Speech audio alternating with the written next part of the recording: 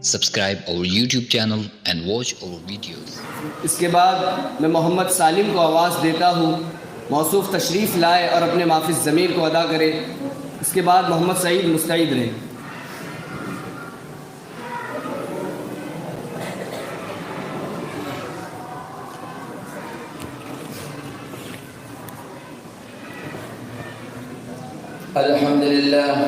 الحمد لله رب العالمين والصلاة والسلام على سيد المرسلين وعلى آله وأصحابه أجمعين اما بعد۔ الہی دے مجھے طرز تکلم میری آواز کو تو روشنی دے، الہی دے مجھے طرز تکلم میری آواز کو تو روشنی دے، مجھے افکار صالح کر عطا تو میری تقریر کو تو روشنی دے۔ لائق صدر محترم معزز سامعین کرام اور حضرات حکم، آج کے اس باوقار جلسہ میں ان اصحاب خیر کا تذکرہ ہوگا جن کے بارے میں اللہ جل جلالہ و من والہ نے ارشاد فرمایا، یہ وہ لوگ ہیں جن کے دلوں کو اللہ پاک نے تقوی کے لیے خالص کر دیا اور ان کے لیے مغفرت کا اعلان اور اجر عظیم ہے۔ نیز سرور کائنات صلی اللہ علیہ وسلم نے اپنی پیاری زبان سے ارشاد فرمایا کہ میرے صحابہ ستاروں کے مانند ہے، جس کی بھی اقتداء کرو گے راستہ پا جاؤ گے۔ دوستو، خالق و مالک کا دستور رہا ہے کہ انسانوں کی ہدایت کے لیے رسولوں کو بھیجتا رہا، چنانچہ حضرت آدم علیہ السلام کو بھیجا، حضرت نوح علیہ السلام کو بھیجا، حضرت ابراہیم علیہ السلام کو بھیجا، حضرت عیسیٰ علیہ السلام کو بھیجا، آخر میں شہنشاہ بدحہ تاجدار مدینہ سرور کائنات صلی اللہ علیہ وسلم کو بھیجا۔ اب نبیوں کا سلسلہ ختم، رسولوں کا سلسلہ ختم، قیامت تک کوئی نبی نہیں آنے والا۔ یہ دین آخری دین ہے، یہ شریعت آخری شریعت ہے، یہ مذہب آخری مذہب ہے۔ یہی وجہ ہے کہ اللہ پاک نے آپ صلی اللہ علیہ وسلم کو صحابہ کو پاکیزہ مقدس جماعت عطا فرمائی کہ جس نے مذہب اسلام کو زندہ کرنے اور پھیلانے میں تن من دھن کی بازی لگا دی۔ چنانچہ تاریخ شاہد ہے کہ ان سچے جانثاروں نے دین اسلام کی خاطر وہ قربانی پیش کی جس کی نظیر پیش کرنے سے عالم انسانیت تہی دامن اور خالی ہے۔ یہ وہ صحابہ ہے جنہوں نے حکم خداوندی اور پیغام محمدی کو عام کرنے کے لیے گردنیں کٹا دی، عورتوں کو بیوہ اور بچوں کو یتیم کر دیا۔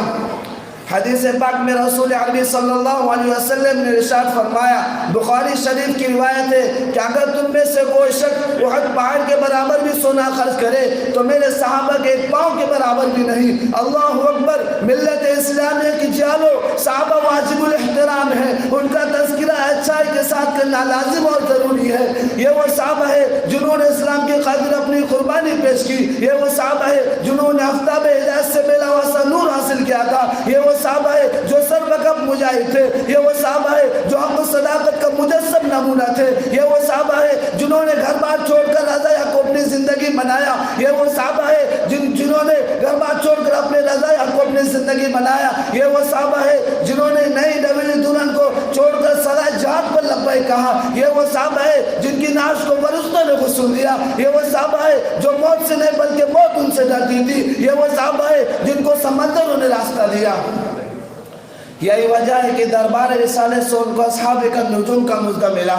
قرآن نے ان کی تعریف کی، رسول نے ان کی تعریف کی، اللہ نے ان کی تعریف کی، مگر اے مذہب اسلام کے متوالو، آج سے 1400 سال پہلے ہی خاتم الانبیاء جناب محمد عربی صلی اللہ علیہ وسلم نے اپنی پیاری زبان سے ارشاد فرمایا تھا کہ میری امت 73 فرقوں میں تقسیم ہوگی، ہر فرقہ ناری اور جہنمی ہوگا، مگر ایک فرقہ نجات پانے والا ہوگا، نجات پانے والا وہ فرقہ ہوگا جو میرے اور میرے صحابہ کی نقش قدم پر گامزن ہوگا۔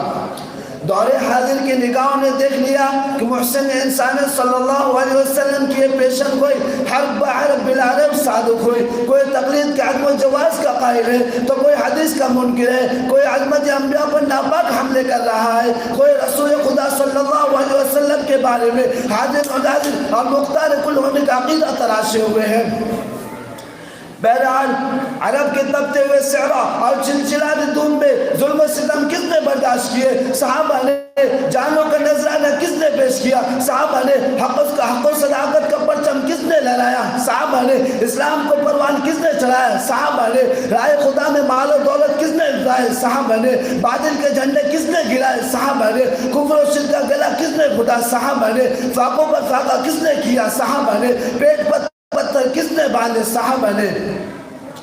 الغرض صحابہ کی کرام کے وہ حیرت انگیز کارنامے انجام دیے جن کو تاریخ کبھی فراموش نہیں کر سکتی۔